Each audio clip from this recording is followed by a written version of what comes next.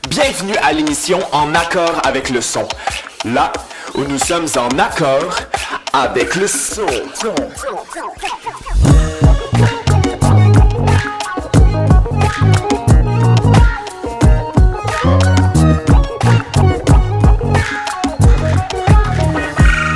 L'artiste que je reçois aujourd'hui est d'une grande générosité.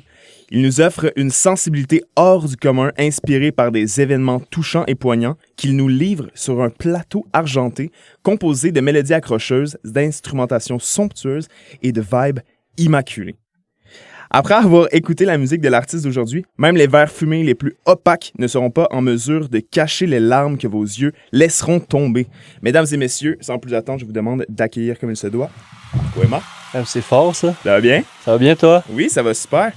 Fait que oui, très généreux de ta musique. En 2023, tu as sorti un excellent album qui s'appelle Anyway Mommy Love, qui est ton deuxième album sous de carrière solo, en fait, genre dans le sens que tu avais d'autres projets. Ouais, c'est comme techniquement mon troisième, mais j'en ai comme fait un dans l'anonymat avec mon vrai nom. Avec ton vrai nom, ouais. Ouais, exact. Mais sous le titre Marco Emma, c'est le deuxième album. En 2021, tu avais sorti Où nos corps vont mourir. Puis l'autre album que tu avais sorti sous ton nom de baptistère. Oui. Celui-là, il était sorti avant 2021, j'imagine. Je pense que c'était genre 2019, ouais. J'avais comme... je devais avoir genre 20 ans. OK. C'était vraiment, ouais, une autre vie, mais full fier aussi, là, quand même, de cet album-là. Ouais. Ben oui, absolument, puis il y a de quoi. Puis je me demandais, de quelle manière décrirais-tu, mettons, l'évolution entre, mettons, ton premier album, justement, en 2019, l'évolution entre ce projet-là, puis mettons, celui que t'as sorti en 2023? Anyway, Mommy Love. Ben, à la base, je pense que je suis quelqu'un de très... je suis bon pour parler au monde, mais je suis comme full réservé. Fait que je pense que premier album, je suis rentré dans une espèce d'industrie que je connaissais pas. Ouais. Puis je suis rentré avec des big shots aussi, là, genre. C'était comme, tu sais, j'étais dans un label où c'était comme des vieux de la vieille qui avaient travaillé avec des... Tu sais, genre le classique, genre, j'ai travaillé avec tel, puis genre, fais-moi confiance, je sais ce que c'est. Tu sais, puis full gentil, full belle expérience, mais c'est ça. Moi, je rentrais là-dedans, j'avais 18 ans, puis je comprenais rien, tu sais, puis je faisais full confiance, puis je pense que je prenais pas la place que je devais prendre, en fait. Fait que ça a été beaucoup ça, je pense, pendant toute ma carrière à date, le challenge là, d'apprendre à prendre sa place. Apprendre à prendre sa place. C'est beau, ça. C'est fort. Puis, ouais, je pense que Où nos corps vont mourir, ça a comme été l'espèce de tremplin où j'ai comme... Je sais pas, j'ai fait de la tournée en masse, on a comme fait une 40 dates, fait que j'ai comme fait plein de shows, puis là, je rencontrais des gens, puis je me rendais compte qu'il y a des gens qui caraient un peu, tu sais, qui s'en Qui foutaient voyaient moins pas, comme une industrie, tu veux dire? Genre? Ouais, ben dans le sens aussi où, genre, j'ai réalisé que, mettons, premier album, je fais mon album, je fais de la musique, c'est bon, tu sais, puis je me dis comme, je suis chanceux d'avoir été sélectionné, genre, parmi de nombreux gens pour faire de la musique, blablabla, tu sais. Puis deuxième album, je me suis mis à faire de la tournée, puis je me suis rendu compte que j'avais quelque chose à dire, puis que y a des gens qui s'intéressaient à ce que je disais, puis que j'étais tu sais, je sais ce que je fais finalement, puis je mérite de dire ce que je pense. Fait que ça m'a donné énormément confiance. Puis je pense qu'à la base, il faudrait être de même. Il y a des gens qui sortent leur premier album qui sont déjà fucking à plomb, genre. Ouais. Mais moi, ça m'a pris ce cheminement-là. Puis là, pour le dernier, j'ai en plus pris le contrôle. Puis je pense que maintenant, je suis comme devenu quelqu'un qui est capable de dire ce qu'il pense. Ouais. Avec vraiment comme l'identité artistique quand même plus établie, exact. J'ai l'impression. Ben, je pense que ça joue dans le sens, au moment où tu es capable de prendre position puis de prendre place aussi dans le studio, je pense que c'est là aussi que ça devient que ton projet a une personnalité finalement. Tu sais.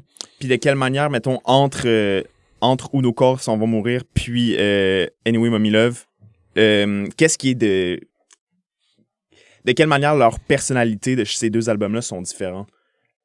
Je pense que le premier était très, puis dans un bon sens, mais était très naïf. Là. Je pense que c'était vraiment comme flirter un peu avec le concept de faire un album, tu sais, puis c'était beaucoup ça, en fait, dans l'approche, je voulais faire un truc un peu coming of age, un peu genre, justement incandescent, puis impulsif, fait que c'est beaucoup ça. Le deuxième, je pense qu'il a été plus réfléchi, mais quand même aussi short notice, quand même, il a été fait assez rapidement, mais... Ouais, ça, okay. Je m'attendais pas, tu sais, puis c'est ça, avec les thèmes, j'ai perdu mon père dans cette année-là, fait que c'est des sujets qui sont comme arrivés à moi un peu de façon brusque, qui est un peu... Ouais, c'est ça, exact. Fait que, ouais, je m'attendais pas à faire cet album-là, puis je l'ai fait finalement parce que j'avais comme pas le choix, on dirait. Mais ouais, le premier était beaucoup plus, je pense, justement impulsif, puis naïf, puis le deuxième est peut-être plus réfléchi, posé. Puis tu vois, ça change rien que comme là, je suis en train de travailler un peu sur des nouvelles tunes, puis j'ai envie un peu de retourner quand même avec la vibe du premier, tu sais, de faire une espèce de flirt entre les deux. Fait que c'est drôle, je pense, c'est comme deux albums qui sont somme toute quand même semblables, mais qui ont des opposés. Puis là, j'ai comme l'impression que le prochain, ça va être une espèce de meet in the middle des deux, genre. Ouais. Genre, t'es allé explorer, puis là, après ça, c'est un peu comme de ramener les troupes dans un projet comme concis, peut-être, genre. Ouais, full. Puis, mais c'est ça, tu sais, comme par rapport au deuil, c'est un thème qui est très abordé dans le cadre de l'album, puis des sujets quand même assez personnels, puis sentimentaux. Là. Ouais, full, ouais. De quelle manière tu parviens à comme un peu prendre ces émotions qui sont peut-être un peu dark, là, puis comme les digérer, puis permettre comme à la musique de sortir de ces émotions-là? Je pense que à la base, ce projet-là, le deuxième album, c'était beaucoup je pense, c'est peut-être pas faudrait que je fasse de la vraie thérapie aussi, mais c'est un peu une self-thérapie où est-ce que j'écrivais pour extérioriser des trucs, tu sais. Fait que je pense qu'un peu naturellement, ça s'est installé, puis il y a une luminosité qui s'est installée aussi dans l'idée où j'essayais d'aller mieux, donc j'écrivais des trucs, puis j'essayais de rendre ces trucs-là beaux, tu sais. Ouais. Fait que j'ai l'impression que c'est un peu ça qui a fait en sorte que ça s'est rendu là, puis que la musique s'est un peu mariée finalement avec les textes. C'est beaucoup des tunes qui se sont faites en même temps aussi. Habituellement, je suis soit parole, puis après musique, ou bien musique, puis après parole. Ouais, OK. Puis là, on dirait que c'est comme juste un melting pot de plein d'affaires. Fait que ouais. Fait que ces émotions-là, ils sortaient autant comme en musique qu'en texte, genre? Ouais, surtout, ouais, dans le fond, oui. Ah ouais? Full. Wow. Fait que ouais. Mais c'est ça, c'est quand même... c'est ça, une volonté aussi d'être le plus premier degré possible puis d'être le plus transparent, je pense. Ça a toujours été ça pour moi, puis j'ai l'impression que c'est le même que je suis capable de connecter avec des gens qui consomment ma musique, mettons. Ouais. Je sais que, tu sais, des fois, j'ai des talks après les shows, puis on parle d'expériences communes, puis on dirait que j'ai envie de garder ça puis de continuer là-dedans, tu sais. Ouais. Puis vraiment, comme aussi le fait de mettre sur papier, que ce soit la musique ou des textes, te permet un peu de comme verbaliser d'une certaine manière une émotion que peut-être tu comprends même pas vraiment, genre. Ouais. Puis une fois que tu la mets sur papier, ça fait comme OK. Ouais, c'est ce que je vis, genre. Full, puis même plus loin que ça, des fois j'écris un truc, puis je le mets sur papier, puis je le comprends pas nécessairement à 100%, puis là je vais en show, puis la personne est comme oh my god, ça, telle affaire, ça m'est arrivé, puis blablabla, puis je suis comme oh fucking shit, ok, c'est ça moi aussi dans le comme fond. Genre le genre de subconscient qui parle. Tu comprends pas ce que ça veut dire. Quelqu'un, mettons, comme l'interprète d'une certaine manière, ça peut vouloir dire n'importe plusieurs choses, pas n'importe quoi, mais ça peut vouloir dire plusieurs choses, puis être interprété de tellement de manières différentes, genre. Puis toi, au début, tu le sais même pas. C'est ça. Genre. Je suis quand même fan d'écriture automatique aussi, donc des fois, c'est ça, de partir vraiment du subconscient, puis d'une phrase qui résonne, puis tu sais pas pourquoi, tu sais, fait que, ouais, je trouve ça le fun comme exercice aussi de partager ça, puis d'apprendre des gens. 100%. Par après, ouais. Ben là, justement, on en parle pas mal de cet album-là. On s'en va écouter deux pièces, en fait, de cet album-là. On va écouter en premier lieu Boys et Cool et Branché. Veux-tu nous parler un peu des thèmes abordés par ces tunes-là, puis dans quel contexte ils ont été composés? Ouais, full. Ben, Boys, en premier lieu, c'est la première chanson que j'ai écrite de tout l'album, je pense. OK. Je l'ai comme écrit... ouais. Pas longtemps après que le premier album soit sorti, puis ça raconte un moment ultra précis, en fait, où mon père se faisait opérer à la colonne vertébrale. C'est full deep, là, ça me dérange pas, là, tu me dis si je vais trop loin, mais il se faisait opérer, puis il fallait que quelqu'un vienne le voir avant son opération, puis j'étais comme mandaté à faire ça, puis j'étais arrivé, puis c'était 5 minutes avant son opération, puis c'est ça, c'est la première fois que j'ai vu mon père, mettons, de 53 ans pleurer, fait que j'étais comme, oh my god, ça a tellement résonné fort. Cette chanson-là, c'est ça, tu sais, ça parle de ce moment-là, mais ça parle aussi, genre, que c'est bon de se laisser aller puis de pleurer. Puis, bon, c'est de plus en plus abordé comme sujet, là, mais c'est comme normalisé un exact, peu, mais... puis la masculinité toxique, puis toutes justement, le gars, ça pleure pas, c'est tough, exact. Genre. Tu sais, je sais que je suis pas le premier qui chante ça, puis je pense que c'est juste bon de le marteler de plus en plus, puis... Ouais, puis c'est une vision, c'est un point de vue sur le sujet qui est juste... C'est le tien, peut pas être celui exactement d'un autre. Fait que, tu sais, que toi, tu le dises, c'est pertinent parce que c'est ta vision du exact, truc, ouais. Ben, c'est ça. C'est le fun de partir d'une expérience vécue, puis d'après ça, apporter son opinion un peu plus engagée là-dedans, tu sais, ouais. De dire aussi que les gars, c'est con. Ouais. C'est bon, des fois aussi, de se le dire. Ouais. Ben oui. Puis, Cool et Branché, de quoi ça parle? Ouais, ben ça, c'est une ode à mon amoureuse, c'est juste ça. C'est une toune C'est drôle, j'étais chez elle, on commençait à se voir, puis c'est elle qui m'a donné la première phrase. J'ai dit, genre, donne-moi une phrase, puis elle m'a dit, vis ta vie à fond. Puis j'ai comme, la première ligne, c'est elle m'a dit, vis ta vie à fond. Fait qu'après ça, je suis parti de ça, j'ai continué. Ça, c'est Puis cool. c'est beaucoup de références en lien avec cette Ça, c'est relation-là. cool. J'aime ça, justement, avoir ce derrière des coulisses-là, genre, tu sais, de savoir c'est quoi le contexte de création. Ben, en tout cas, je trouve ça très intéressant. Bon, on s'en va écouter ça. Yeah. De ce pas, on va commencer avec la pièce Boys et Cool et branché de l'album Anyway Mommy Love de Marco Emma. Bonne écoute. On est de retour, on vient d'écouter la pièce Boys et Cool et branché de Marco Emma. Justement, cet album-là, il y a vraiment comme une esthétique de cinéma. T'as même une track qui fait directement référence au célèbre film Cinéma Paradiso. Qu'est-ce qui a motivé en fait ce choix esthétique visuel-là? Je pense Comme que. le kitsch un peu. Ouais, exact. Puis tu sais, je pense pas que c'est la première fois que quelqu'un amène l'idée du cinéma dans la musique, tu sais, mais Ouais. je pense que c'était comme un peu. Ça avait comme pas le choix. À la base, c'est que le Cinéma Paradiso, c'est le film préféré de mon père. Fait que je me suis vraiment inspiré de tout ça, puis cet univers-là. Puis tu sais, le film se passe en Italie dans les années. Je me semble que c'est genre 60-ish, là, parce que tu sais, c'est quand il était enfant. Puis fait que beaucoup là-dedans. Puis j'aimais beaucoup le rapport nostalgique, puis aussi l'espèce de, je sais pas, de sentiment de maison que le personnage principal avait, comme il y a une maison, il y a une famille difficile, tu sais, puis que là, il va au cinéma puis il oublie tout. Fait que c'est un peu ça la volonté de l'album aussi, d'avoir cette espèce d'univers-là réconfortant, tu sais. Fait que la chanson parle de ça. Mais ouais, l'univers cinématographique, entre autres, ça part de là. Puis après, il y avait beaucoup de trucs en lien avec cette année-là folle qu'on a vécue, tu sais. Mon père est décédé. Moi, j'ai vécu une rupture de presque 9 ans. J'ai rencontré quelqu'un. Ma mère, elle a perdu sa mère. Ma grand-mère, elle a eu un cancer. Ma mère aussi. Tu sais, c'est comme full crazy, là, pendant une année. Puis là, ma mère, souvent, à la blague, elle disait, tu sais, on fera un film de notre année. Les gens, ils seraient comme ça se peut pas, là. Un peu comme les frères Scott, que genre, un tue l'autre, puis que l'autre, genre, il est enceinte de l'autre. Puis genre, tu sais, c'est full crazy. Ouais. Fait que, il y a comme trop de trucs qui se passent en même temps au sein d'une même famille. Exactement. Fait que c'est ça, c'est un peu ça. Puis j'aimais beaucoup aussi l'image de... Durant cette année-là, je me suis vraiment senti comme si, genre, j'étais plus un spectateur de cette vie-là que si je la vivais vraiment. Fait que vraiment, le sentiment d'être assis dans un cinéma puis de checker ça, genre. Mm-hmm. Fait que c'est un peu tout ça. C'est comme un peu arrivé subtilement, puis ça s'est comme intégré de plus en plus. C'est comme juste une petite idée, mettons, qui est comme... que ta mère, justement, ça a parlé, genre le film, ça a juste comme pris en grandeur, tu t'es mis à faire des liens, puis... Exact, ça s'est comme c'est parti, construit genre. de façon naturelle. Puis c'est ça que tu disais, genre, tu sais, c'est pas la première fois que c'est fait, mais je pense que c'est comme le genre de... Tu sais, même le design de la pochette, tu sais, qui est comme genre fait en genre de néon, genre, tu sais, c'est comme tous des éléments, je trouve, qui font très...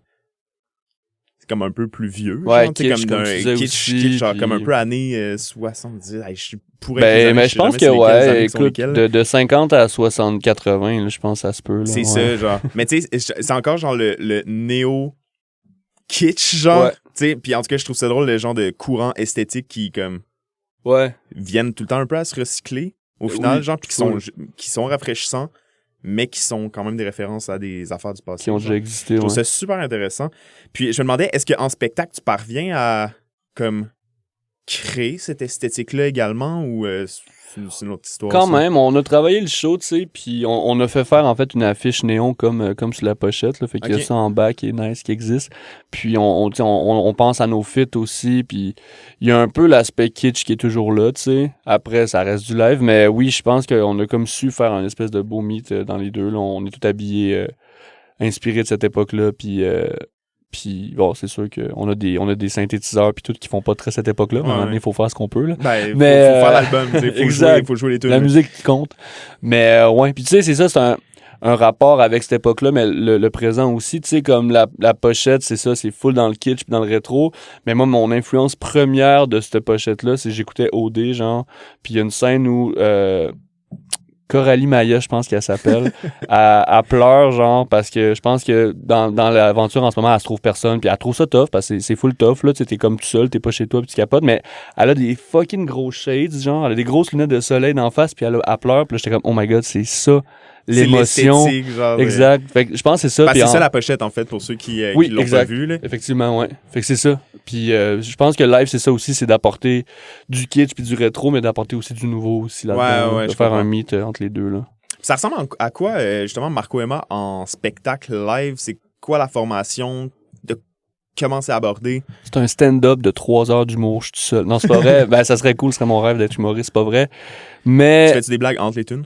Ouais, j'aime fanfaronner. Okay. J'aime faire des petites blagues, mais tu sais, c'est mon éternelle volonté de vouloir plaire et de de faire rire les gens. Mais ouais, en live, on est 4. Il y a moi, évidemment. Il y a Henri Kinked du duo Kinked puis du projet Héron qui joue de la basse et qui chante. Anthony Caillouette qui a un projet qui s'appelle Léon Volta, puis Gab Lapointe au drum. Donc, on est 4, puis on a pensé beaucoup à ça, le show, les interventions, mais aussi les interventions musicales. Il y a beaucoup de musicalité, je pense, dans ce show-là. C'était une volonté de cet album-là versus l'autre qui était plus pop un peu, puis c'est encore pop, tu sais, mais... Fait que beaucoup d'interventions musicales, puis de passages, puis de fun aussi, tu sais, ça reste que... Ça aussi, je pense que c'est important de le mentionner, mais ouais, en live, j'aime ça monter les tunes plus rock sur l'album, fait que ça rock quand même pas pire, je pense. En show, c'est le fun quand ça... Ouais, exact. Quand ça a une drive. C'est bon d'emmener quelque chose d'autre, là. Ouais, c'est ça. De pas faire nécessairement comme des copies conformes de la version studio, genre. Yep. Puis, je me souviens, ça, c'est quand même drôle parce que quand j'étais vraiment jeune, j'avais trouvé, genre, la friperie un CD de The Police, genre, Deluxe, genre, où est-ce que quand tu le bougeais, genre, la pochette changeait. Tu sais, ce genre d'esthétique-là, où c'est comme un genre de plastique avec une texture bizarre, puis ça... Ouais. Puis, je me souviens, j'avais adoré cet album-là. Puis, j'étais allé checker, genre, justement... The Police sur... j'ai-tu dit The Police ou The Queen? The Police. The Police. Ben, je parle de The Police.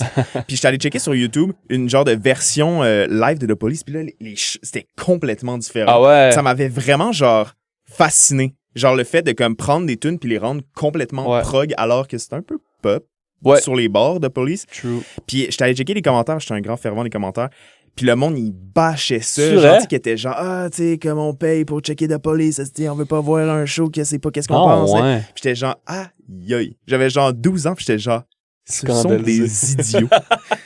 Ils n'ont rien compris. Ben oui, ben full. Moi, je pense que ça prend une ouverture quand tu vas voir des shows, 100%. une ouverture d'esprit, puis...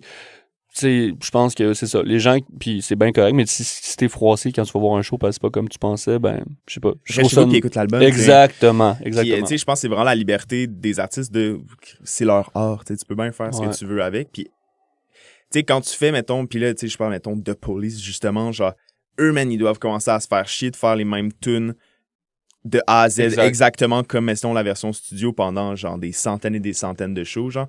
Tu sais, au pire, t'as du plaisir sur scène, puis quand tu vas, justement, comme t'amuser avec ta musique, ben, ça crée une performance qui est beaucoup plus dynamique pour toi, pour l'artiste, puis aussi pour les auditeurs et auditrices. Ben oui, tellement. Fait que... Full.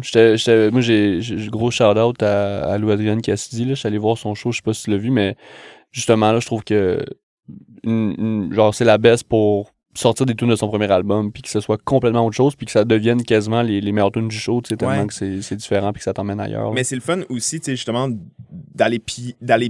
pas se restreindre à faire ton nouveau matériel, aller chercher comme le vieux stock, puis le mettre avec tu sais, comme l'expérience que t'as acquise depuis, justement, mettons, la sortie de ton premier single ou whatever, tu sais. Ouais, c'est vraiment pertinent. Puis peut-être, je me demandais, est-ce que quand t'étais jeune, tu savais que t'allais faire la musique? Ça, c'est une question que j'aime bien poser. Ah, ben, j'ai toujours été passionné par ça. J'ai comme commencé vraiment jeune à faire de la musique, comme je prenais des cours de piano, j'avais 6 ans. Mon père était vraiment bon pianiste. OK. Fait que ça a toujours été là. Mais au départ, j'aimais pas ça. Tu sais, je faisais du piano parce que mes frères et sœurs en faisaient, puis je me faisais chier un peu. Parce que je pensais que c'était obligatoire, mais je veux dire, j'aurais pu dire non, puis jouer au hockey, puis ça aurait été correct aussi, là. Mais Dieu merci que j'ai fait de la musique. Mais ouais, puis mon premier réveil, mettons, je suis un gros fan des Beatles, c'est comme mon band ever. Puis j'avais vu à la télé le show de Paul McCartney sur les plaines d'Abraham en 2008. Okay. Puis je pense que j'étais genre en 6e année à ce moment-là, puis j'étais comme « Oh my God, c'est tellement cool ». Fait que ça a toujours existé. Puis je me suis, veux pas, je pense, fait des plans hauts parce que c'est comme un peu un rêve qui est loin d'accès, j'ai l'impression. Surtout que, tu sais, moi, je viens de Thetford Mines, fait que c'est comme une ville, genre, en région, comme proche de Québec, mais loin de Montréal, tu sais, puis des grands centres, puis de la culture. C'est une ville très sportive, puis c'est full correct, mais, fait que, ouais, c'est ça, j'ai toujours regardé ça loin. Puis c'est ça, je pense que depuis cégep à peu près, là, quand je me suis mis à faire genre des cégeps en spectacle. Puis le cégep, t'es allé à Québec? À Thetford aussi, ouais. Cégep de Thetford? C'est 27 000 habitants Thetford. Fait que c'est quand même une grosse ville. Fait que ouais, il y a Polyvalente, il y en a 2, il y a un cégep, il y a plein d'écoles primaires. OK. Fait que ouais. Vocation musique au cégep? Non, non. Puis j'avais été faire des étudiants un jour dans des cégeps comme Drummondville, puis à Québec aussi, Notre-Dame-de-Foix, que ça s'appelle, je pense, qui sont un collège de musique et un cégep de musique. Puis j'étais allé faire une visite un peu obligatoire au cégep de Thetford, puis je suis tombé en amour avec le programme d'art et lettres de là-bas, puis avec les profs aussi. Puis je pense que j'ai bien fait de faire ça parce qu'à l'époque, je me débrouillais bien musicalement, mais j'en avais un peu rien à chier des textes, tu sais. Mm-hmm. Finalement, je pense qu'aujourd'hui, c'est rendu le contraire, tu sais. Puis je pense c'est que le message. Exact, c'est ça. Puis moi, c'est de même, en tout cas, c'est de même que je pense que j'ai réussi à me rendre où je suis, là, en écrivant des textes. Juste en écrivant des textes sincères, tu sais. Puis je pense pas que j'aurais réussi à faire ça si j'avais fait de la musique. Ouais, j'ai l'impression que quand tes textes, justement, ils ont de la facilité à comme rejoindre les gens, parce que ça passe beaucoup par le texte, veux pas, tu sais, comme la grande majorité ne va pas comme être accroché par, mettons, comme un beat instrumental. Exact. Whatever, genre. C'est important d'aller comme, genre, accrocher, genre, l'émotion de l'auditeur. Là. Full. Mais on dirait que je réalise ça. Textes, ouais, je réalise ça. Des fois, des beats qui se dansent bien puis tout, mais c'est vrai que souvent, les gens qui ont du succès, c'est souvent parce que les choses qu'ils disent, ça résonne chez les gens. C'est ça. En tout cas, moi, c'est ce que je remarque, mettons, les J'aurais dernières tendance années. à penser ça aussi. Ouais. Tu sais, comme la musique qui est populaire, genre, c'est souvent les textes exact. qui sont... qui peuvent être super bien appuyés par la musique, mais les textes sont quelque chose qu'il faut comme que l'auditoire se sente interpellé par exact. ça. Tu sais. Ouais, puis même dans les trucs plus à gauche, je veux dire, je sais pas, genre des commandes de bord qui lancent des phrases comme j'aurais aimé ça que mes parents aient un chalet sur le bord de quelque chose. C'est comme juste des phrases un peu random puis comiques, mais qui résonnent, tu sais. Puis je pense que c'est ça, c'est effectivement payant. C'est l'image que ça donne, puis comme l'impression de la vie que ça donne, c'est super accrocheur au final. Genre, malgré le fait que c'est pas nécessairement comme de la poésie au sens de l'air. Ouais, c'est ça. Mais tu sais, c'est de la poésie au sens Baudelaire, dans le sens où est-ce que c'est des idées qui sont accrocheuses, c'est des images que tu comprends, genre. Ouais, vraiment. Avant l'entrevue, tu m'as parlé de 2 artistes, en fait, qui t'ont inspiré des connaissances à toi, des amis, peut-être, je connais pas la relation. Tu m'as parlé de Léon Volta. Oui. Léon Volta, parfait, avec la pièce Mathilde. Puis il y avait aussi Héron avec la pièce Little Boy. Tu veux-tu me parler un peu de ces 2 pièces-là, cet artiste? Là, c'est ça, je n'avais envoyé 3 parce que je savais pas qui choisir. J'ai aussi parlé de Jean Côté, c'est fucking bon aussi ce qu'il a fait. Juste un petit shout-out comme ça, mais Léon Volta, c'est un ami, en fait. Ben, les deux sont dans mon groupe, en fait. Okay. Puis ils ont leur projet, évidemment, solo. Puis Léon Volta, c'est le projet d'Anthony Caillouette. Puis lui, je l'ai rencontré, en fait, parce qu'on enregistrait nos albums en même temps au même studio. Okay. Puis nos 2 réals ont comme fait un blind date de comme, OK, vous autres, vous entenderiez bien. Mais c'est cool, ça. vraiment. Puis Léon Volta, c'est incroyable. Là. Je veux dire, c'est vraiment un artiste formidable où est-ce que, encore une fois, le cinéma est près de lui aussi, un peu comme l'album. Donc, ses musiques, c'est vraiment cinématographique. Grand fan de Malajube, donc aussi de Fontarabie par après, qui est comme le projet qui n'existe plus nulle part, qu'on peut pas trouver, mais du chanteur de Malajube. Mm-hmm. Mais c'est ça, fait que c'est beaucoup des ambiances, c'est des moments de tendresse et un peu aussi, c'est ça, tu vis toutes sortes d'émotions, puis les arrangements sont vraiment, vraiment incroyables. C'est un gros brain, Anthony. Ouais, moi, je connaissais pas, puis j'ai écouté ça, puis j'étais genre, wow. Ouais, c'est fort. C'est très, très magnifique. Ben, c'est ça, je me disais, il faut shout-out. Ouais, absolument. Puis c'est super inspirant de travailler avec ces gens-là. Puis Héron aussi, c'est le projet de Henry Kinkhead. C'est vraiment cool aussi. Moi, ça a été ma découverte, là. C'est un gros projet, comme, il veut faire folk alternatif avec des teintes de trad un peu, fait qu'il y a des références au trad quand même. Là, la chanson que je propose, c'est Little Boy, je pense, qui est ma préférée sur le EP, qui est moins trad, qui est plus folk alternative, mais qui a, tu sais ça, des petites vibes de Fleet Foxes un peu, puis c'est vraiment, puis il y a une maudite voix, puis Henry, moi, je trouve que c'est un des meilleurs auteurs que je connaisse, là, je veux dire, les textes qu'il fait, ça m'émeut tout le temps, fait que, puis c'est un grand compositeur aussi de musique, donc c'est deux amis en or qui sont aussi des artistes en or. Super. Bon, on écoute cette musique en or, du Yeah. coup. Donc, on va écouter Mathilde de Léon Volta, puis Little Boy de Héron. Bonne écoute. On est de retour, on vient d'écouter la pièce Mathilde de Léon Volta, puis Little Boy de Héron. Je suis avec Marco Emma. J'ai demandé, j'ai tout le temps de la misère à introduire ce segment-là. Je sais pas comment le verbaliser, mais j'ai demandé aux auditeurs et auditrices de l'émission de te poser des questions. Puis je vais me offrir ma voix comme messager et te poser les questions. Formidable.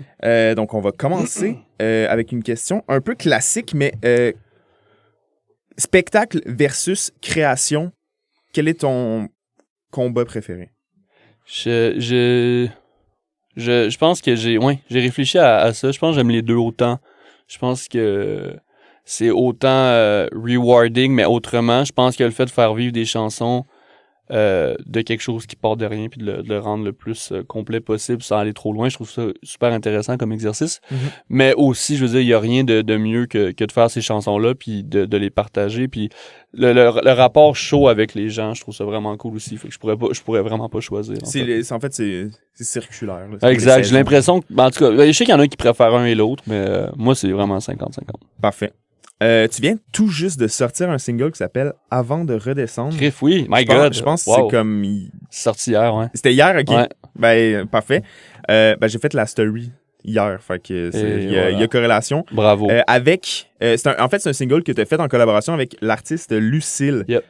On se demandait de quelle manière cette collaboration-là a pris forme. C'est vraiment drôle, ça, c'est nice, je suis surpris de cette question-là, c'est cool.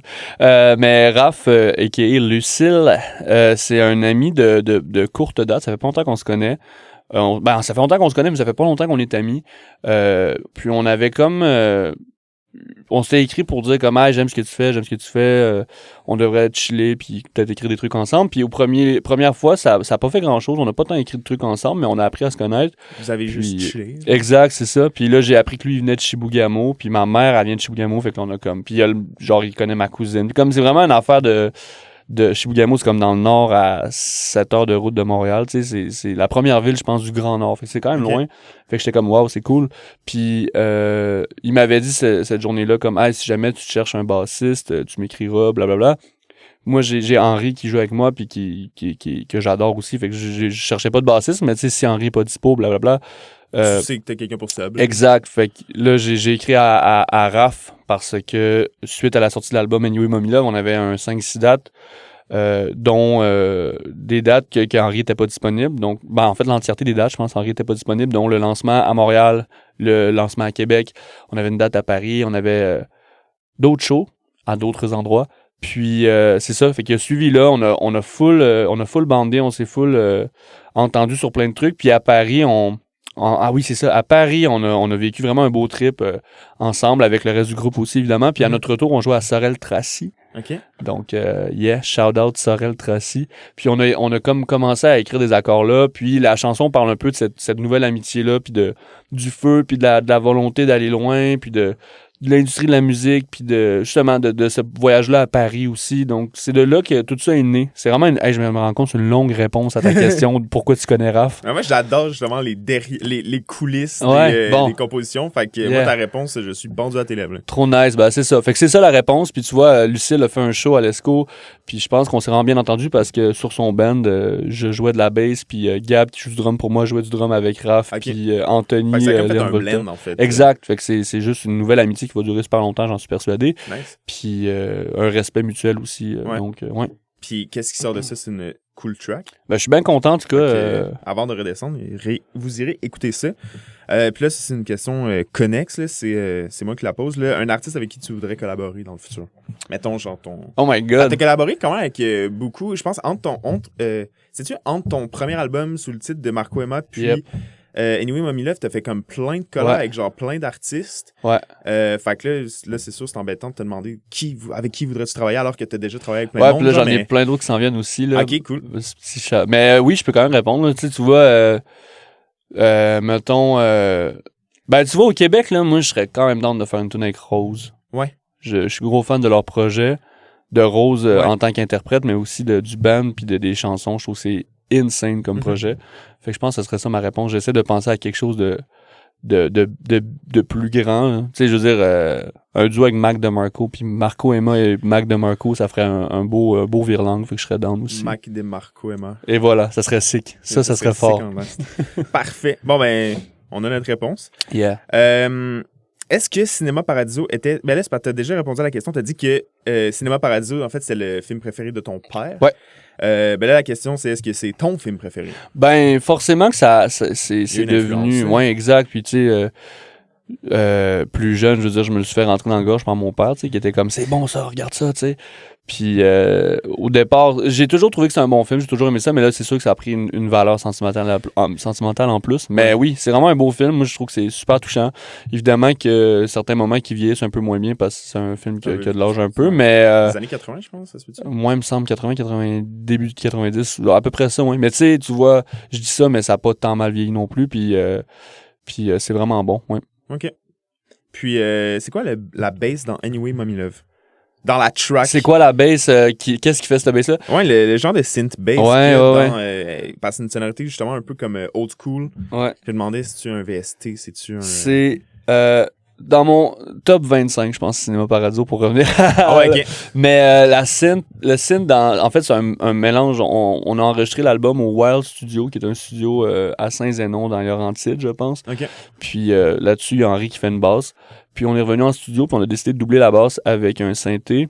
Il y a la bass et comme un synth bass? Exact. Okay. Puis je suis pas mal certain que c'est un Moog One, je pense, qui est comme un... En tout cas, c'est un Moog, puis c'est un gros synth vraiment insane. C'est Gabriel Desjardins qui fait ça. Puis ouais, on voulait un petit truc un peu justement old school, un peu sautillant, un peu... Moi, je trouve que ça fait un peu glu, acide, là. Je sais pas, il y a de quoi de... Ouais, exact. Ouais, la petite enveloppe rapide. Genre. Exact. Fait que ouais, puis ça a été tough parce que tu veux repiquer Aziz, tu veux repiquer la bass. Fait qu'Henri, lui, il a fait une part qui est pas mal toute, tu sais, je veux dire, CD, mais il y a des bouts qui improvisaient plus. Fait qu'on a peut-être passé comme 1h30 en studio à genre... OK, écoutons ce qu'il a fait. OK, ça. Là, tu sais, genre, puis Gab Dej... C'est quasiment du micro-editing. Exact, mais en même temps... Tu essaies de le jouer comme sur le keyboard, sur le synth. Mais après ça, il faut, j'imagine, genre que tu viennes comme découper toutes les pistes audio pour comme ce soit exactement en frame avec... Ouais, ben, Gab Desjardins est tellement un génie que je pense qu'on n'a pas eu à découper quoi que ce soit. Okay, il l'a vraiment fait, puis tu sais, quand ça merdait, on recommençait, mais vraiment impressionnant comme travail, là. Wow. Ouais. Très minutieux. Là, j'ai une question que je ne comprends pas. Allons-y. Peux-tu nous chanter un extrait de la tune Secrète, connaissez-vous le fils? Attends, Secrète, connaissez-vous le fils? Peux-tu nous chanter un extrait de la tune Secrète, connaissez-vous le fils? Ouais, non, je peux pas. La réponse est je peux mais pas. Est-ce que tu comprends la question? Non. Pouvez-vous chanter un extrait de la chanson Secrète, connaissez-vous le fils? Ouais. Ah! My God, oui, je viens de catcher. Ok, ben ça, c'est clairement un ami parce que ça se pourrait que ce soit genre la faune qui est venue, je pense. Ouais, ben hein? c'est Jason qui... Oui, il est tout le temps en train de me poser genre les questions les plus... Genre que moi, je comprends pas, j'ai pose à l'artiste, puis ils sont genre... Ça m'a pris 2 secondes. Dans le fond, c'est connaissez-vous... Peux-tu chanter la chanson Secrète? Connaissez-vous? C'est parce que j'ai un malin plaisir à composer des chansons complètement stupides. Puis ça, c'est une chanson stupide que j'ai fait avec Jay, entre autres, à Petite-Vallée. Je peux te chanter les 2 premiers couplets. Ça fait... Oh my God, c'est tellement con. Ça fait « Connaissez-vous le fils de... » Attendez. Ouais, « Connaissez-vous le fils de mon papy? C'est papa. Connaissez-vous la fille de ma mamie? C'est maman. » C'était genre, c'est ça. OK. Fait que je suis désolé. C'est quoi dans quelles circonstances ça Ben, c'est existe? ça. Je pense que pour que ce soit intéressant, il faut qu'on développe, puis encore là, ça le sera peut-être pas. Mais, ouais, c'est... Ah non, c'est tellement pas intéressant, en vrai. C'est une chanson que je me suis... Il y a un autre couplet que je chanterai pas, parce que c'est vulgaire et inutile, mais c'est pas si pire, là, tu sais. C'est juste, je ferai pas ça pour le bien de tout le monde. Mais, ouais, on déconne beaucoup, puis je sais pas, j'aime ça trouver des hooks un peu...